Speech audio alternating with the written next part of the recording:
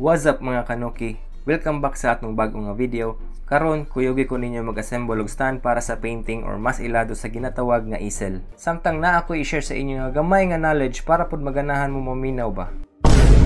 If ever makapalit gani mog easel ingon ani nga klase nya wala pa ma-assemble, timan nga mao ni tanan parts nga dapat inyong makuha.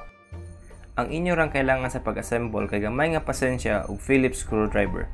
If dili sapat ang pasensya, lantaw na lang og YouTube tutorial. Kabalo ba ka?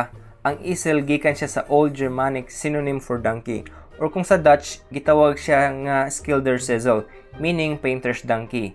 Siguro girelate ang easel sa donkey nga animal kay tungod ang donkey kusgan, grabe og balance. Ginagamit ang donkey mo karga og heavy loads for transportation. Ang easel gikan pa sa sinaunang panahon o ginagamit na sa mga Egyptian o Roman artists. Simple ra kayo ang easel sa una, but while ga-improve ang art, ga-improve pud ang mga materials ug functions sa easel. Sa karong panahon, daghan na kayong klase sa easel, like naa nay H-frame nga nindot pang studio tungod sa kalig-on nga kaya ang mga bugat nga canvas. Naapoy A-frame like ani akong gi-set up karon.